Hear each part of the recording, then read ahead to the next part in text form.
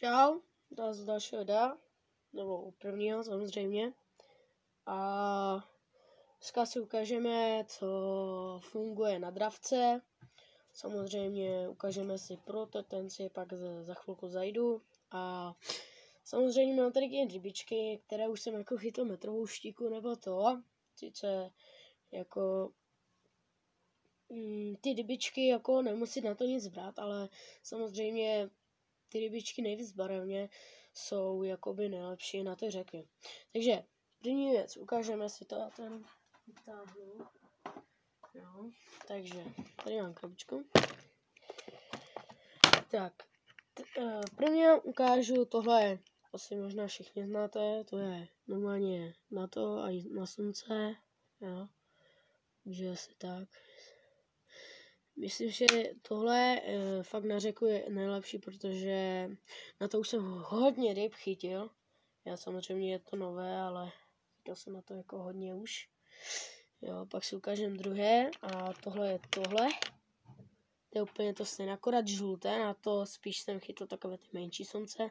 To bylo asi víc zebral, no ale chytil jsem taky, no. Pak ještě tady mám, určitě lidi, chci připomínat, plastové červy si nikdy nekupujte. Já jsem to dal jedenkrát na haček, musím fakt přiznat, a nechytil jsem ani jednu rybu. Prostě to nefunguje, takže hlavně tohle si nekupujte. To je hrozná fakt věc, jenom tak. Jo, pak máme tady na karabínky, jo. Tady mám na vlastně, když chci něco nalezat, nebo to, takže to jsou karabínky. Pak mám tady dvě třpytky. Ty jsou zase na řeku a na všechno. I na rybníky, vidíte, to je. Jo, takže asi tak. Čekejte jenom asi. Světlo. Jo, vidíte. Tak, vidíte. No, krásná třpytka. Na to jsem taky chytl něco. No, tady je druhá. Na tohle jsem hlavně chytil jakoby ty okouny a štiky a taky ty pstruhy. Jako to fakt hodně pstruhů jsem na tohle chyt. Takže doporučuji to koupit, takové barevné. Jo. Toto jsem chytl jako hodně, no. To je dobrá moje věc. A teďka přichází moje nejoblíbenější rybičky, co jsem fakt jako hodně nachytal věci, jo. Takže dívejte. To je nejlepší rybička, co je. Tady tahle.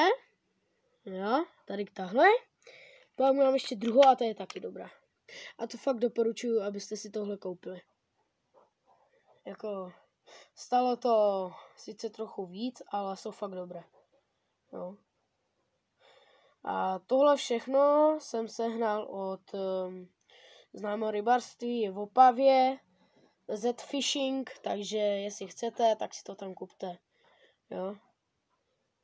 Je to i na počítači, jmenuje se to Z Fishing, jo, takže asi tak. No ale fakt doporučuji tady tyhle gumičky, jako chytil jsem fakt milion ryb na to.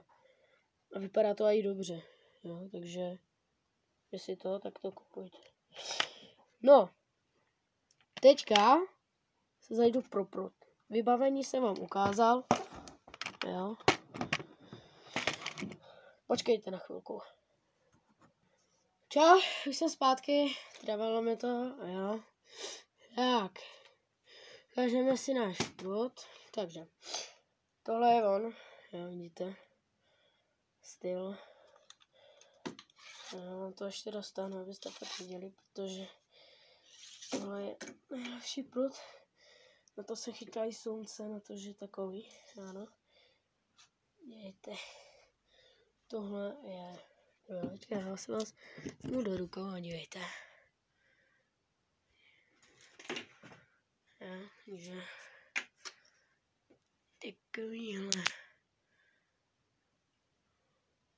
prut. Já ten nevím kolik má, ten má 3 metry 2, bych řekl, jo, krásný. Jo, chytám někdy na spávek, jo, nebo prostě na to, na rybičku, jak jsem říkal, nebo na slunce, no.